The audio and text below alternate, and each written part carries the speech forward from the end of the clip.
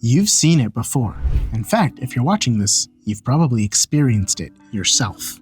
A staff raised to the sky, a surge of power, blinding light, the sound of thunder cracking like the world itself is groaning under the weight of arcane truth. Magic. In fiction, it tends to announce itself like a drum solo in the middle of a symphony. It's dramatic, thunderous, and impossible to ignore. But I want you to take a minute. Pause the battle. Let the lightning freeze mid-air, and now look not at the spell, but at the caster. Who are they? Not their class, not their level, not what sort of magic they happen to have mastery in. Who are they? Who are they really? As a person, as a whole, broken, longing, learning person. Because here's the thing. What if magic is more than just the system it's created on? What if, storytelling-wise at least, it's a confession? What if every spell cast is a wound being reopened or sutured shut? What if every invocation is a declaration of belief, or worse, a lie whispered so often the characters almost believe it themselves? What if magic is not a tool at all, but instead an echo of who someone is and maybe who they could be if they could just realize it, or who they're afraid they already are? And suddenly, when you look at things this way, it starts to look a little different. That fireball, it's not just an explosion. It's rage that never had anywhere to go, and so instead it comes out in magic. That healing spell, it's not kindness, it's guilt. It's the desire to take on somebody else's pain because you feel that you deserve it. The portal that leads home, it's not just a portal that takes you from one place to another, it's avoidance. It's a chance to escape rather than strategize. We've spent so long designing magic systems as if they were technology. Input, output, rule, effect. And I'll admit, it's efficient, it's fine, honestly. That mindset, that hyperstructural spreadsheet thinking mentality, misses the part of magic that matters most. The part of magic that bleeds. The person who casts the spell. Today, I want to dig into that bleeding. See, magic systems are not just world building, though they are an important part of it, but they're also character architecture, or at least they can be. When used deliberately, they become more than power sets or mechanics. They become metaphors for grief, for belief, for identity, for the parts of us we cannot put into words, and so we give them fire and frost and thunder. A magic system is a mirror, but not one held up to the world. It's held up specifically to the characters that we are writing and creating. And sometimes what it reflects really isn't all that flattering. Because magic, when it's done right, doesn't just say, look at what this character can do. It says, this is what they fear. This is what they want. This is what they're hiding from themselves and everyone else. This is who they are, even when they don't want you to know it. If your magic doesn't reveal anything about the person wielding it, then it may as well just be a gun, a function, a prop. But if it does, if you allow it to challenge them and change them, break them and remold them, then it becomes something else entirely. Magic becomes a voice, not just a voice in a narrative sense, but in the deepest sense, the soul speaking, even when the character can't. And I went about making this video to talk about how exactly to make that happen, not just mechanically, though we'll touch on the rules, limits, escalation, and consequences at some point. But mostly I wanted to talk about it thematically, psychologically, emotionally, because we don't just want cool powers. We want catharsis, and if you do it right, you can get both. So let's begin with a simple question. What does your magic say about the one who casts it? Because if the answer is nothing, then the real problem isn't really your system, is it? It's your silence. So let's fix that. Let's start with something that fantasy often gets wrong. We treat magic as a neutral mechanic, a set of rules, constraints, powers, and outcomes in a world that doesn't ordinarily have something like that. A neutral technology in a world that just so happens to shimmer with something underneath. But in a well-crafted narrative, magic isn't neutral. Magic is loaded. It's loaded with memory, with culture, with shame, with status, the true self. A character's magic is often a reflection of their upbringing, their environment, and what their society deems sacred or profane. In some stories, magic is inherited. It's a birthright passed through bloodlines like nobility or disease, and in others, it's acquired, sometimes painfully through sacrifice, ordeal, or the violation of social taboos. That difference matters. The child born into magic doesn't encounter it in the same way as the orphan who steals their first spell from a locked vault. In societies where magic determines class, caste, or control, it becomes more than just a tool. It becomes ideology, a weaponized form of identity. Imagine a culture where magic is restricted by bloodline, If your protagonist is born without access to magic, or worse, is born with it in the context that forbids it, then every use of it becomes a political act, a transgression, an act of survival, yes, but also of reclamation. Because magic doesn't just say what a character can do, it says what they're allowed to do, by others and by themselves. Take a character who can heal others but also experiences their pain while doing so. That's not just a limitation, that's a framework. They can't treat violence with detachment. They can't become desensitized. Every act of care costs something, and that shapes their entire worldview. They learn empathy not as a virtue, but instead as a necessity to survive. Now contrast this with a character whose magic only functions when they're suppressing their emotions, who must disassociate to cast. For them, feeling is liability. Intimacy is dangerous. The power demands they be cold, controlled, and untouched. What kind of person does that create exactly? And what happens when the narrative forces them to feel again? The magic becomes a scaffolding for their psychology and the battles that they wage. Here's a test. If you stripped away a character's magic, would their arc still make sense? Would their behavior, their fears, their values still function in the story? If the answer is yes, then maybe the magic isn't doing enough in their story, because magic should do something, not just in the plot, but for the person, for the character. The source of the power, the way it is accessed, the limits it imposes, each of these should mirror something internal. If the magic requires sacrifice, ask what the character is willing to give. If the magic is drawn from memory, ask what they refuse to remember. If the magic is destructive, ask what they are afraid to destroy. We like to think of magic as liberation, but more often, it's actually inheritance, a burden shaped by the expectations of others and by the stories we tell ourselves to survive. And that's where the richest tension lies, not in whether the spell works, but in what costs it took to cast it at all. And so, in a good narrative design, magic becomes less of a tool and more of a reflection, a distorted mirror that shows not just power but vulnerability of your characters, not just ability but identity. It is not merely what the character can do, it is now who they are when they do it. So let's pull on that thread a little bit further. We've talked about how magic can reflect who a character is, but let's explore how it reflects who they are becoming. Let's talk about the concept of transformation. Weighted armor. How quaint. And how much does it weigh? Same as it always does. 100 kilo. Oh, That's just cute. that concept just sort of lost meaning after a while, didn't it? True, but I have one that's nice, fresh, and ripe for abuse. Transformation. There's a specific kind of narrative alignment that happens when magical escalation parallels character evolution. Not just the character becoming stronger, but the power becomes accessible only when something inside of them shifts. This is the alchemy of a story. In these arcs, the spell doesn't come first, the acceptance does.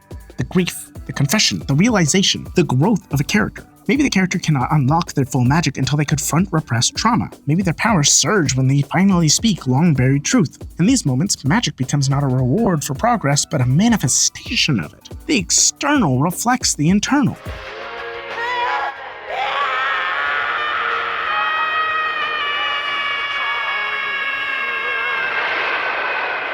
This dual escalation, where plot tension rises in tandem with self-understanding, creates a harmony that is deeply satisfying to the audience. There's a reason these stories resonate, because most of us deep down want our growth to mean something. We want it to have power, and stories that embed that desire into the mechanics of the magic really feel like they are truly fantastical. But it also works in reverse. Sometimes a character grows weaker as they grow wiser. A power that once surged with anger might fade once the rage is gone. Listen, everybody. I've got some pretty bad news. I've lost my stuff. I'm talking about my firebending. I bet it's because I changed sides. Maybe your firebending comes from rage, and you just don't have enough anger to fuel it the way you used to. A magic rooted in dominance might evaporate once the need for control is relinquished. This depowering doesn't diminish the character, it reframes the strength that they have. These inversions are often more moving than the power-up. They show us not just what a character can overcome, but what they can let go of, what they can walk away from, and what new, subtler strengths they might discover when the old ones are gone. There's also a structural function here. In stories where magic escalates too quickly or too constantly, tension plateaus. The only way to maintain challenge is to make the enemies stronger, but then power creep begins to ensue. However, when the power is intermittent, conditional, and emotional, when it depends on things like confidence, clarity, and connection, then tension can be preserved without artificial escalation. A character doesn't need a new spell, they need a new perspective, a different kind of courage than they had before. In these stories, magic becomes a barometer, a way of measuring not just the stakes, but the self. You know a character is healing because their magic changes. It becomes more refined, more compassionate, or more terrifying in a calm and focused way. You know a character is unraveling because their powers become unstable or volatile. They become dangerous to themselves and others because magic should never be static, not when it's done right. Magic is not a neutral force. At least it shouldn't be in a world where magic is considered to be a law. It is reactive, responsive. It doesn't just grow with the character. Sometimes it judges them. Sometimes it tests them in the same way that the laws of physics can in our own world. And in doing so, it becomes the most honest mirror they have. So if you want to write a character who feels like they earn their magic, don't just train them, break them, rebuild them.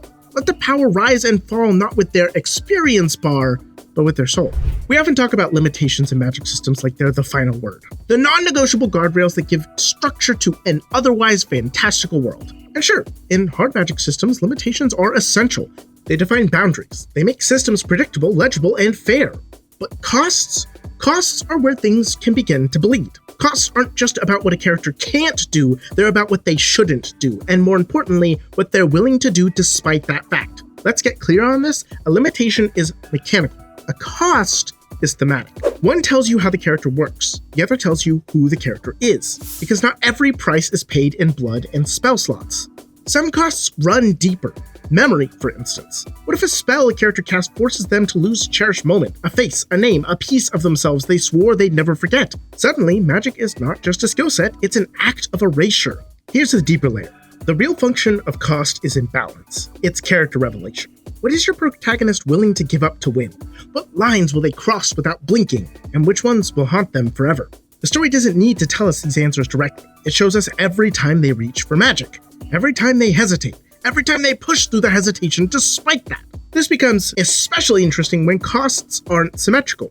Maybe healing magic transfers pain, but only if the caster has a personal connection to the target, or perhaps necromancy steals years off your own life, unless you're already dying. These quirks don't just add flavor, they force ethical decisions. Because the question isn't just, can you cast this? It should be, should you? And the answer changes depending on context. This is how magic becomes more than a toolbox. If you want to dig deeper into your character, put them in a situation where the magic could save someone they love, but only if they lose a part of themselves, not just physically, but existentially at the same time. Think about a system where using magic erodes your sense of self. It creates an interesting dichotomy, which then adds more to the magic than just what does it cost mechanically. It gives the character flavor and allows the very mechanics to then inform the actual storytelling. Now we're not just telling a story about magic, we're telling a story about trauma and about grief, about self-destruction dressed up as salvation. You make it intimate. This is why the best costs aren't just quantitative, they're qualitative. Not just you lose HP, but you lose trust, you lose memory, you lose moral clarity. And when you write that well, that's when magic systems stop being impressive and start being unforgettable. It's when the character who casts the magic isn't just the wizard casting fireball, but then becomes a genuine character who we think about forevermore. I'm here to smartly inform you that those people are stupid. Use fireball and only fireball. Nothing but fireball. Just fireball. Just fireball. Just fireball. Now let's shift that lens outward. We've talked about how magic reveals internal truths, but let's talk about how it creates external friction at the same time. Because magic doesn't just shape the individual, it shapes how they collide with others. Magic can be a form of conflict within the story itself. When we think about conflict in fantasy, we often imagine battles, armies, good versus evil, but the most compelling conflict isn't strategic, it's more ideological. And magic, when tied to belief, becomes a perfect vehicle for that kind of narrative tension. When you have two characters who use the same school of magic, let's say elemental manipulation, one views fire as purification. Let's say the other views it as renewal. Both draw on the same source, but they use it differently, interpret it differently. And when their goals clash, the battle isn't just tactical, it's philosophical. This also allows you to dodge a question and an issue that a lot of people have in creating characters, especially in TTRPGs, of what do you do when characters have similar powers, similar magic, similar things? How do you not step on each other's toes? Well, you make it more of a philosophical and moral question rather than just simply a mechanical one. It adds so much more interest. And that wedge can be driven through friendships, romances, and sibling bonds, pretty much any kind of relationship that you could think of. Anywhere where intimacy meets ideology. Maybe one believes that power is responsibility and another character believes that it's freedom. Maybe one believes that magic should serve the many and another believes that it should protect the few. That's where the conflict lives. Here's a writing exercise you could do in order to help yourself understand this concept. Take two characters in your story. They don't have to be enemies. Maybe they start as friends. Maybe they still are. But now imagine a moment where they fundamentally disagree about magic and how it should be used. Make it something they cannot avoid. Make the stakes emotional. Does one think the other has gone too far? Does one think the other is holding back out of cowardice? And most importantly, what does their stance say about what they value? Because here's the trick. Magic doesn't just catalyze conflict, it reflects it in a beautiful mirror that then reflects into the inward state of the character. Use magic to say something. Make your magic argue, make it plead, make it demand to be understood. That's how it turns sparks into stakes, and how you make conflict more than just the outcome, and how you use magic to reflect the conflict. 非術師殺して術師だけの世界を作る無理に決まってんだろ君にならできるだろうサトル自分にできることを人にはできやしないと言い聞かせるのか Because at the end of the day, magic isn't impressive because it looks cool, it's impressive because it says something. That's when a fantasy story becomes unforgettable. Not because of the explosions, but because the explosions represented something. So let's bring this full circle. If we've done the job right, you should see that magic isn't spectacle. It's subtext. It's soul. It is the metaphysical shadow cast by a person's inner life. Every system you build, every rule you write, every cost you impose, these are reflections, narrative reflections. They echo back the deepest questions your story is asking. Questions like, what is worth sacrificing? What must be let go to grow? What happens when power is given without purpose? And when magic systems are crafted with this kind of intent, when they carry the same thematic weight as character arcs or world events, they become something greater. The best systems aren't the most complicated. They're the most personal. Because anyone can write a fireball. Anyone can say, I cast fireball. But not anyone, not everyone, can write a fireball that means something greater to the narrative. And that's when the fantasy becomes unforgettable. Not because of what it looks like, but because of what it meant. If you made it this far, you already know I'm not here to just talk about things and talk about the generic advice that I typically hear online. I like to dive deeper. I like to talk more about what it means for specific things for characters. Character writing is some of the most fascinating types of storytelling there is out there. And I believe TTRPGs are one of the funnest ways to talk about character writing, but character writing can be talked about in so many ways. So is there a character you're writing right now or playing in a game that you feel strongly represents this theme? Comment it down below. I love reading you guys and your stories. And so go out into the world, make it your own, never forget to play a role, and listen to my wife as she gives the call to action. Like, comment, and subscribe. Jay is the coolest, actually. You should comment below about how cool he is. And this isn't a script he sent me, and I'm definitely not reading it off word for word. This is definitely what I wanted to say of my own volition, and I didn't just not want to figure out what to say. So I made Jay's script out me, and now I'm suffering with my consequences. If you have a funny outro script for me to read, you should comment it below, and I will have Jay pick the funniest ones, and I'll read it next time.